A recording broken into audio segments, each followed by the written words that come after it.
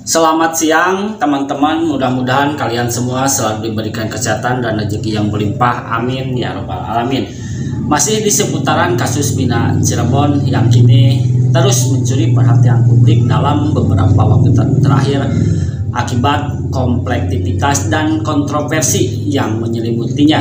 Nah, kasus ini berawal dari insiden yang tampaknya sederhana, namun segera berkembang menjadi sebuah drama yang melibatkan berbagai elemen dari dunia hiburan hingga politik. Nah, Bina Cirebon, seorang figura yang dikenal luas di media sosial, mendadak menjadi pusat perhatian ketika video yang melibatkan dirinya bocor dan menjadi viral. Seiring berjalannya waktu, kasus ini tidak hanya menyoroti aspek pribadi Bina, tetapi juga memperlihatkan bahwa ada sesuatu yang lebih besar di balik layar. Berbagai spekulasi mulai bermunculan mengaitkan kejadian ini dengan adanya skenario yang sengaja diciptakan. Nah, kompleksitas kasus ini semakin meningkat dengan munculnya dugaan bahwa ada individu atau kelompok tertentu yang berusaha memanfaatkan situasi ini untuk kepentingan pribadi atau politik. Diskusi publik dan media semakin panas dengan berbagai teori konspirasi yang mengarah pada kemungkinan adanya manipulasi atau rekayasa di balik insiden tersebut. Keberagaman opini dan spekulasi yang berkembang menciptakan kabut informasi yang menyulitkan untuk menentukan kebenaran di balik kasus Bina Cirebon ini. Nah, di sini muncullah pertanyaan, siapakah yang berada di balik skenario rumit kasus Bina Cirebon?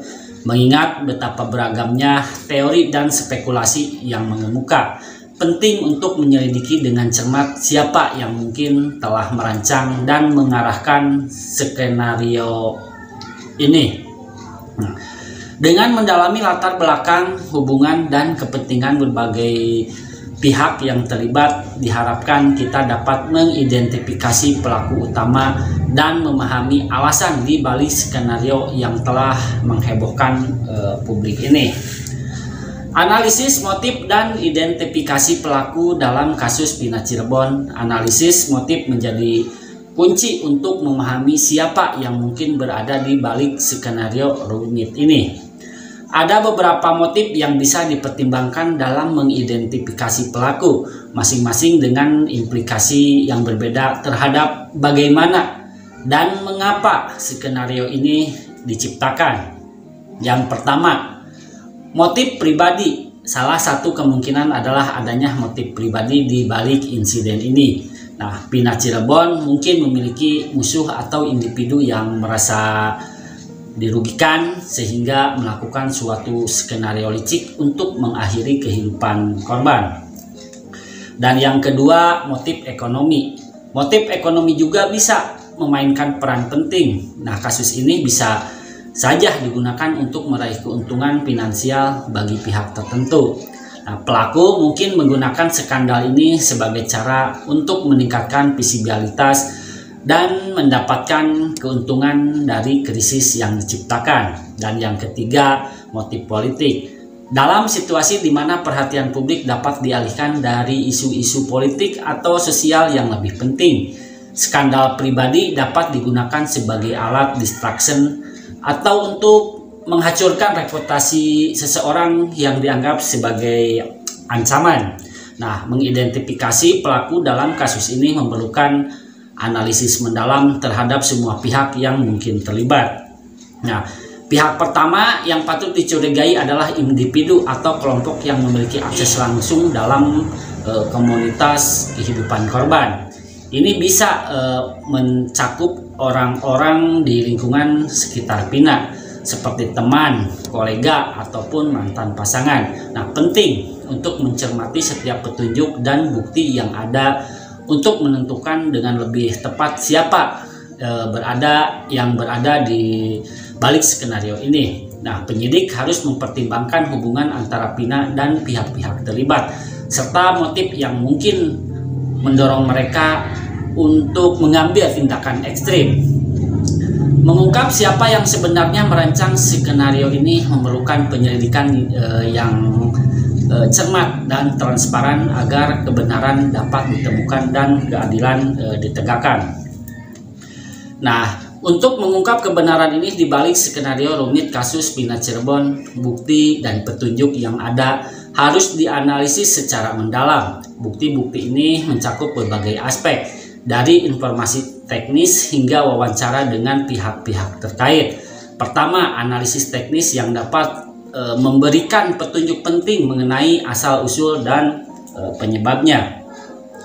Selain bukti teknis, petunjuk dari pernyataan saksi dan pihak yang terlibat juga sangat penting.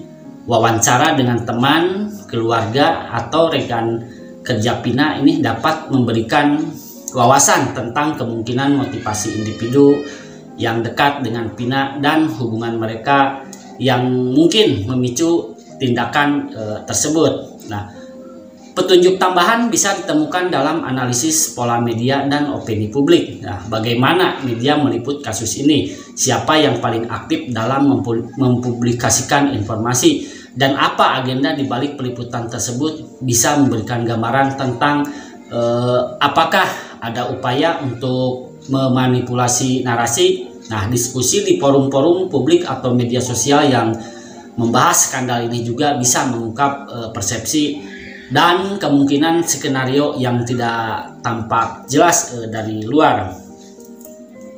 Nah, hambatan dalam penyidikan juga ini harus diperhatikan. Nah, ketidakjelasan informasi atau tindakan penegak hukum yang tidak konsisten dapat mengaburkan kebenaran dan memperlambat proses pengungkapan. Nah, untuk memastikan bahwa kebenaran terungkap secara menyeluruh, transparansi dalam proses investigasi dan kerjasama antara berbagai pihak yang terlibat sangat diperlukan. Ya, dalam penanganan kasus Bina Cirebon, harapan terbesar adalah agar keadilan dapat ditegakkan dengan transparansi penuh.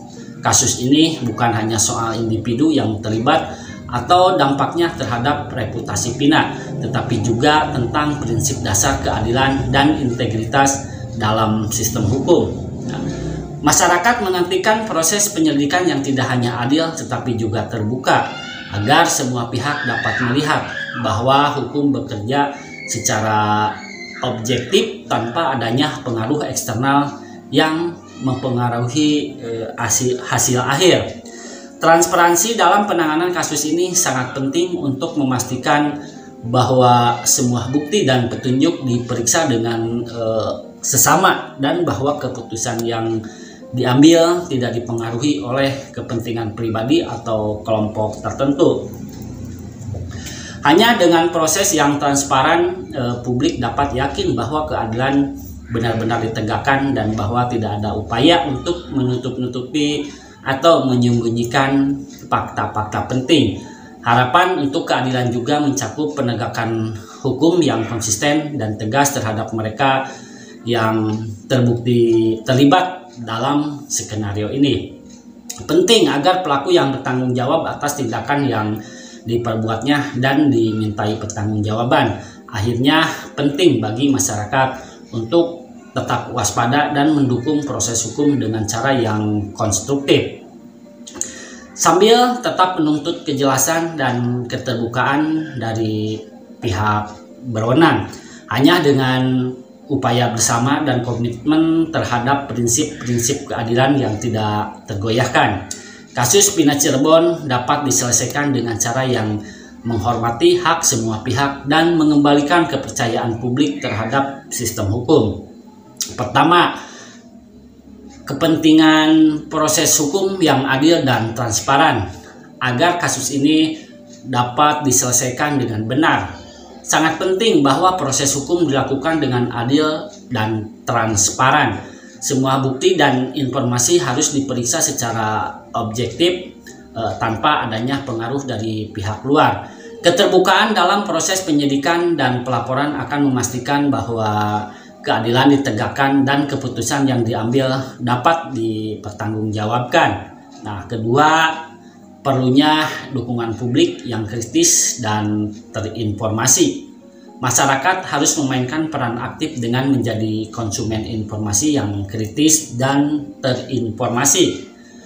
Memahami bahwa berita dan spekulasi yang beredar tidak selalu akurat membantu menghindari penyebaran informasi yang salah dan mendukung proses hukum yang lebih jelas dan efektif. Nah, dukungan publik yang berbasis pada fakta dan bukan pada rumor akan memberikan tekanan positif bagi penyelidikan yang lebih mendalam.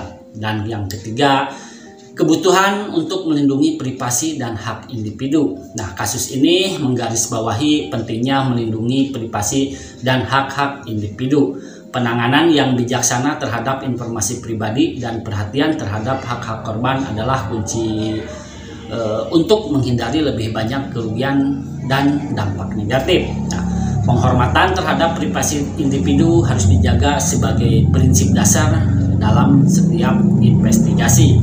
Yang keempat, pentingnya akuntabilitas bagi pelaku untuk memastikan bahwa kasus ini berakhir dengan titik terang. Pelaku yang terlibat dalam mengatur skenario ini harus dimintai pertanggungjawaban. Nah, hukum harus diterapkan secara konsisten untuk semua pihak yang terlibat dalam tindakan yang merugikan atau manipulatif.